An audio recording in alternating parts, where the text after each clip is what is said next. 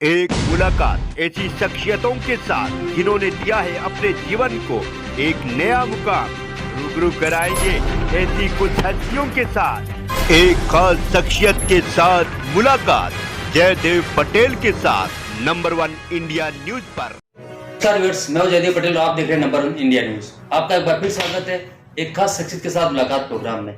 आज का प्रोग्राम मैं गुजरात के अहमदाबाद शहर से कर रहा हूँ और आज हमारे साथ खास मेहमान है सी वोटर टीम के एडिटर और चुनाव विश्लेषक अजय शुक्ला। अजय शुक्ला जी, आपका बहुत बहुत स्वागत है आज के हमारे प्रोग्राम में।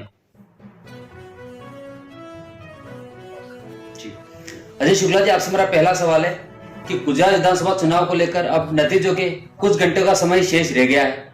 ऐसे में सारे एग्जिट पोल्स का दावा है कि इस बार बीजेपी को पूर्ण बहुमत से ज्यादा की सीटें मिलने की उम्मीद है। सी वोटर का सर्वे क्या कहता है? बिल्कुल, जो है वो पिछले जो रिकॉर्ड्स थे वो टूटेंगे। सबसे बड़ी चीज ये है कि जो ओपिनियन पोल्स में हम लोग ट्रेंड्स बता रहे थे, वही ट्रेंड्स जो है एग्जिट पोल में भी रिफ्लेक्ट हो रहे थे कि जो विरोधी वोट है, जो भाजपा का विरोधी वोट है, जो एंटी इनकम्बेंसी वोट है, उसका ग्राउंड में विभाजन हो रहा था आम आदमी पार्टी और कांग्रेस के रूप में, जिसका बड़ा फायदा जो है वो भारतीय जनता पार्टी को मिलता दिख रहा था। और ये चीजें जो है स्पष्ट रूप से दिख रही हैं और लगभग सभी एग्जिट पोल ने ये बताया है कि ये बड़ी जीत की ओर बढ़ रही है भारतीय जनता पार्टी। तो ये सबसे बड़ा ये है कि पिछली बार के जो रिकॉर्ड्स होंगे वो उसको जरूर ये चेंज करेंगे इस बार जो है जी। और दूसरी चीज है कि मतदाताओं का हालांकि मतदाताओं में एंटी इनकम्बेंसी था, ऐसी बात नहीं है कि एंटी इनकम्बेंसी नहीं था, लेकिन एंटी इनकम्बेंसी वोटों का जो है डिवीजन होने का फायदा भारतीय जनता पार्टी को ज्यादा मिल रहा है जी। अजय शुक्ला जी, इस समय अगर देखा जाए तो आम आदमी पार्टी और कांग्रेस पार्टी दोनों गुजरात में ये भी दावा कर रहे हैं कि जो एग्जिट पोल जो अभी तक जो दिखाए गए हैं उसके उलट इस बार नतीजे आएंगे, और दोनों दावा कर रहे हैं कि हम हमारी सरकार बनाने जा रहे हैं। इसको आप कैसे देखते हैं? नहीं, वो उन लोगों को देखिए, कोई भी पॉलिटिकल पार्टी जो है जब एग्जिट पोल आते हैं तो तरह तरह के दावे करते हैं इस तरह के, क्योंकि भाई उनको भी फेस सेव करना होता है। लेकिन हर व्यक्ति जो है वो जो दूसरी पार्टी का होता है वो अपने ग्राउंड की स्थितियों को जानता है कि ग्राउंड पे क्या स्थिति है। तो दोनों पार्टियों को ये मालूम है कि भाजपा का मुकाबला उनसे नहीं हो सकता।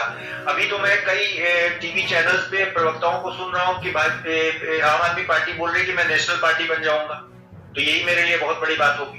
तो सबसे बड़ी चीज ये है कि हर कोई इस चीज को जान रहा है। अब ये देखना रिजल्ट के दिन होगा। ये सभी जितने भी एग्जिट पोल है वो सभी एक ही ओर इशारा कर रहे हैं। अगर ऐसा होता कि कुछ एग्जिट पोल जो है अगर दूसरी ओर इशारा करते होते तो हम मान सकते थे कि नहीं, यहाँ मुझसे कहीं चूक हुई होगी या किसी और से, क्योंकि सभी की सभी जो एग्जिट एजेंसी हैं वो एक ही तरफ की ओर इशारा कर रहे हैं कि भाजपा जीत रही है और बड़ी जीत की ओर बढ़ रही है जी। दूसरा है, सभी लोग बता रहे हैं कि आम आदमी पार्टी इनरोड की है, कोई कम बता रहा है, कोई ज्यादा बता रहा है, लेकिन सभी लोग ये इस ओर इशारा कर रहे हैं। तो ये संकेत स्पष्ट है कि इसमें गलत होने की गुंजाइश कम रह जाती है। सीटों का आंकड़ा इधर उधर हो सकता है, लेकिन जो ट्रेंड्स है वो गलत नहीं है जी। अजय शुक्ला जी, अगर हम हिमाचल प्रदेश की बात करें तो वहां पर चुनाव में सारे एग्जिट पोल्स का मानना है कि इस बार कांटे की टक्कर है। सी वोटर क्या मानता है? सी वोटर भी कांटे की टक्कर ही मानता है।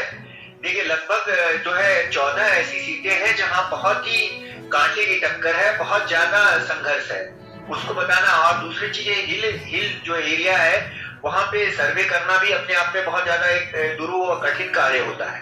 तो ये बात तो सही है कि वहां पे जो है, और जितने भी एग्जिट पोल देखें आप, ये सी वोटर का ही एग्जिट पोल नहीं, लगभग सभी के सभी एग्जिट पोल ये बता रहे, इसी और इशारा कर रहे हैं कि कांटे का टक्कर है और 50-50 का लड़ाई है।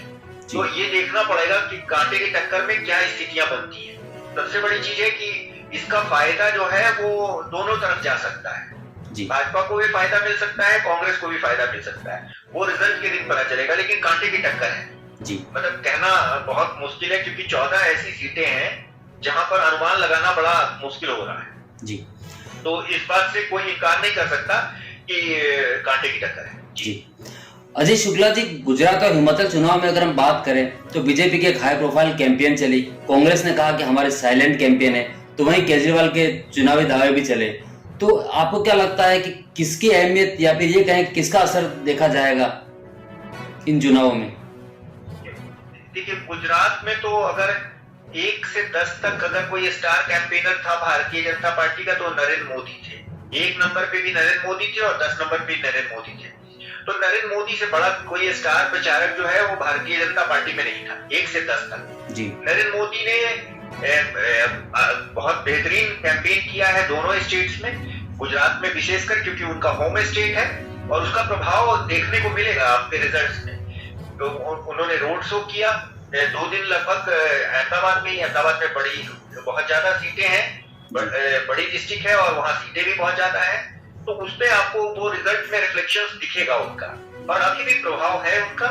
नरेंद्र मोदी भारत के सबसे लोकप्रिय नेता है और कोई भी एजेंसी जो रेटिंग करती है वो सभी एजेंसियों का एक तरफा ये रहता है कि भाई नरेंद्र मोदी सबसे लोकप्रिय, तो उनकी लोकप्रियता में कोई गिरावट नहीं आई है जी। तो सबसे बड़े स्टार प्रचारक तो भाजपा के जो है नरेंद्र मोदी रहे। इधर जो है कांग्रेस ने साइलेंट प्रचार किया, तो वो तो साफ साफ सारे उसमें दिख रहा है।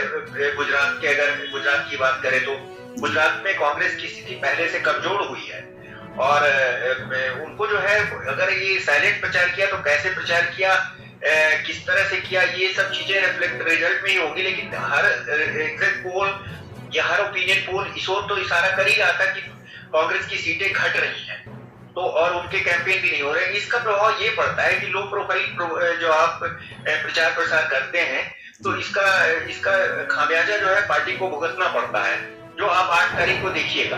क्योंकि जो फ्लोटिंग वोट होते हैं, जो लास्ट टाइम डिसाइडर वोटर होते हैं, वो कैंपेन और विनेबिलिटी देख के वोट करते हैं, तो उसका कहीं ना कहीं नुकसान होगा कांग्रेस को जरूर, जिस तरह का वो उन्होंने स्ट्रैटेजी अपनाया उससे।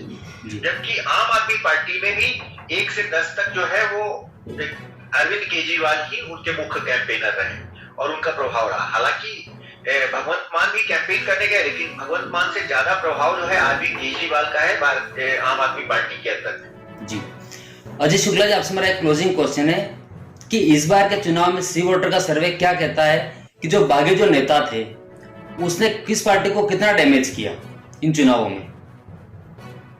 देखिए, बागी नेताओं ने सबसे ज्यादा जो है हिमाचल प्रदेश में, अगर बागी नेताओं की बात करें तो बागी नेताओं ने हिमाचल प्रदेश में जो है भारतीय जनता पार्टी के ज्यादा बागी खड़े हुए थे। उनके लगभग 21 लोग थे, कांग्रेस के 6 साथी थे।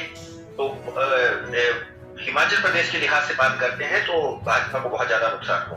हालांकि गुजरात में भी बड़ी संख्या में बागी उम्मीदवार खड़े थे, लेकिन वहां संगठन के दृष्टिकोण से भाजपा के मजबूत होने की वजह से वो उसका उतना ज्यादा नुकसान नहीं कर पाएंगे भाजपा को। भाजपा में भी बागी ज्यादा थे, अगर कंपेयर करें कांग्रेस से तो तुलना में अगर कंपेयर करके अगर देखते हैं तुलना के दृष्टिकोण से भाजपा में दोनों जगहों पे बागी इस बार ज्यादा थे, हिमाचल प्रदेश में भी और गुजरात में भी। लेकिन हिमाचल प्रदेश के लिहाज से बात करें तो वहां नुकसान हो रहा है, ये साफ साफ दिख रहा है, जबकि गुजरात में उसका उतना बड़ा नुकसान होता नहीं दिख रहा है जी। दूसरी पार्टियों की बात करें तो उतने बागी नहीं थे जी। अजय शुक्ला जी, आपने नंबर के समय निकाला, उसके लिए आपका बहुत बहुत धन्यवाद।